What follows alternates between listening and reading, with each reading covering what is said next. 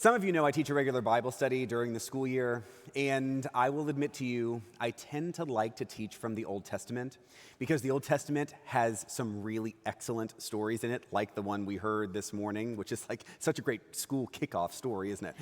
Then people ask to do the New Testament, and so this year I'm teaching the Gospel of John, and I am intimidated by the Gospel of John because it's much more theology than there are stories. But in the Gospels, we occasionally get a really awesome story. And today, we got one.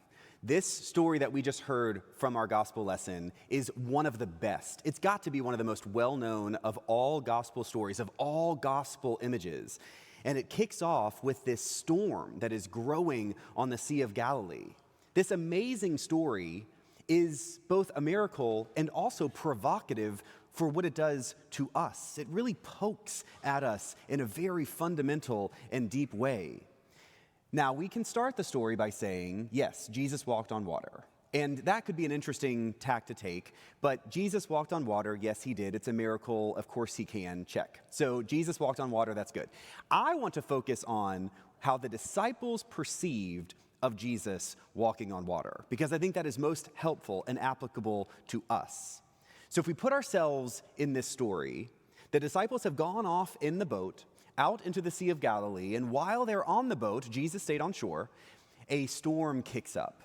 And the storm kicked up fast, and the waves are crashing over the boat, and the wind is blowing the boat sideways, and the disciples are very sure that they could be capsized and drown in this storm. And just at this moment when they are so afraid, they look out in the storm, and they see a person walking toward them. Can you imagine what it would have been like to see a person walking across the water? It is nuts. And then, as if it's not just a ghost, it's their teacher coming to them across the water. And when Jesus calls out to them, Peter needs to prove that it's actually Jesus. And so what does he say? Lord, if it's you, tell me to step out of this boat. Tell me to walk towards you on the water. And Jesus simply says, come. Sorry, he probably didn't do that. But there is this sense where he's like, bring it, you know? And so Peter then takes a step out of the boat. Peter has this moment where he does a thing that seems completely counterintuitive. Here they are on a storm. Seconds earlier, he was pretty certain that he could drown and die.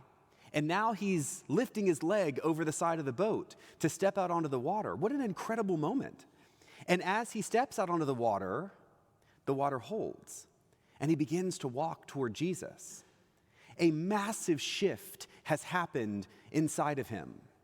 The fear that he had just moments earlier is put aside because he sees Jesus, and Jesus calls to him, and Jesus calls him out onto the water.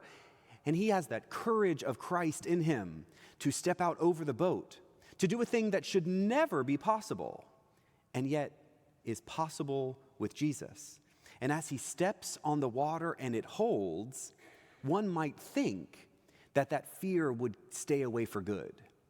But right after he begins to take steps toward Jesus, it's like he remembers the storm. Because the storm didn't go away. The storm didn't stop. The storm is still raging all around them. And for a moment, he only saw Christ. And then he saw the storm again. And the storm scared him again. And even though he is literally standing on the water, he cannot keep the fear at bay.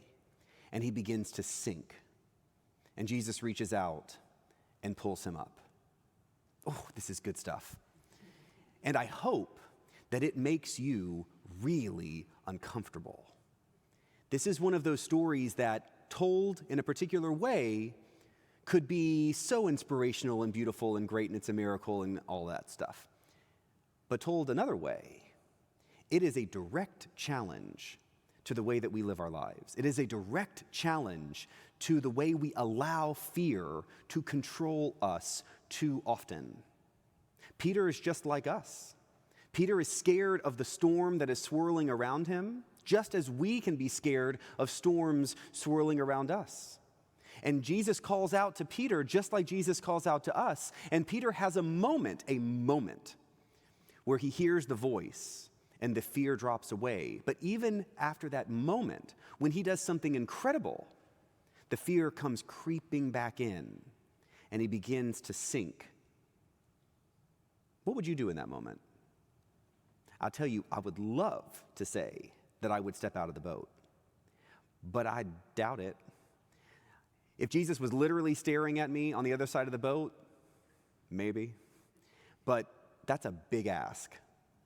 And I think for all of us, we understand how fear can be so overwhelming that we see nothing else. Fear can be so overwhelming that even when we know for certain that we will be okay, it's easy for us to resist the promise and instead stay inside.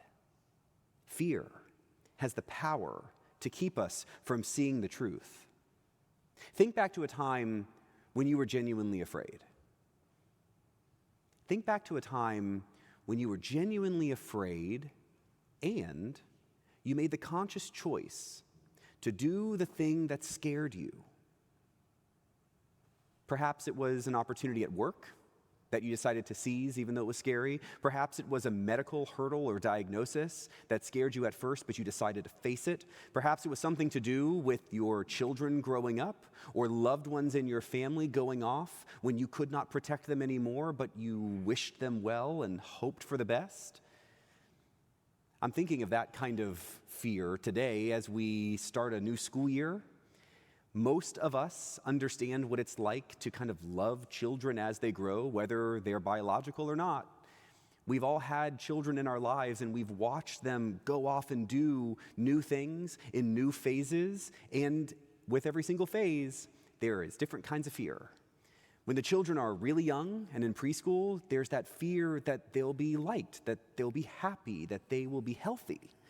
When they get up to that kind of preteen, teenage, those fears become a bit more tangible, like literally afraid for their physical safety. Then, I've been seeing lots of pictures of friends who are sending their kids off to college.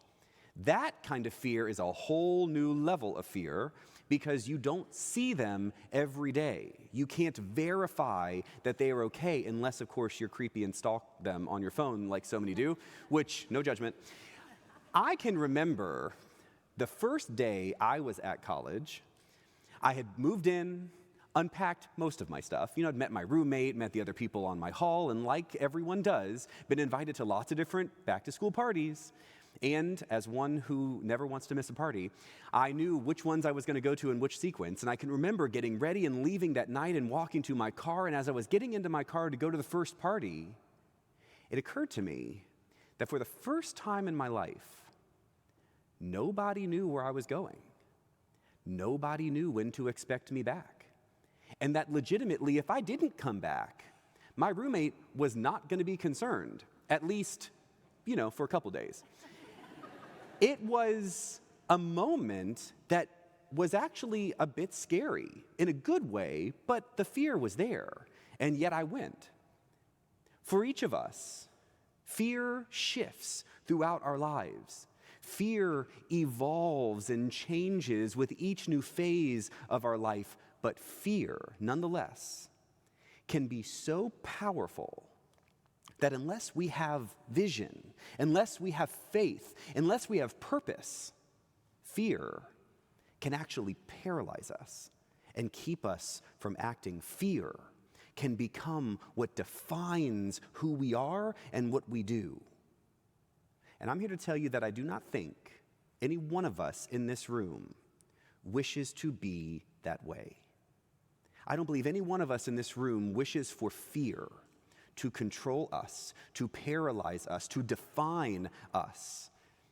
And so today, as we start a new school year, I want you to take the opportunity to allow Jesus' invitation to be something better than what scares us, to take steps toward fear, knowing that we're not alone when we take those steps, to allow ourselves to be humble enough to know that we simply cannot be who we were created to be and who we wish to be on our own, that we actually have to make a commitment to one another and a commitment to the God who loves us to actually be the people we want to be. Fear lies to us. Fear tells us that we cannot. And Jesus says we can. As we start this new school year, know that this is an idea that we have to unpack for a while, and so there will be many weeks of unpacking the idea of commitment, of courage, of allowing us to feel the fear but not be controlled by the fear, and very specifically about how a church like ours comes into play. A recent survey of thousands of Americans shows that a lot of people have stopped going to church for actually no particular thoughtful reason. They just simply let the habit slip away, especially after the pandemic. We can be better than that. We need the regular reminder that we were created for a purpose that goes well beyond anything this world calls us into. We need the regular reminder that God is with us, that Jesus calls to us, and that the fear we feel because we feel it should not control us. Peter had the courage to step out of the boat because he was looking into Jesus' eyes. None of us are physically seeing Jesus' eyes calling us out of the boat, and yet, as disciples, we are called just the same. Where we gain our courage, our clarity, and our conviction is right here. We see Jesus in one another.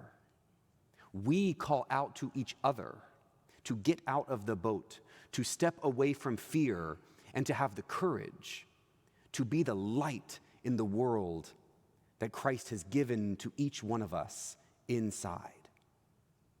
Today is just one more day, but don't let it be the only day that you come here to receive that reminder. Make a commitment now to come, to be present, to allow God in, and to be transformed by that loving presence. And when you do, I guarantee you're going to find that fear no longer controls you, and instead, the courage of Christ leads the way. Amen.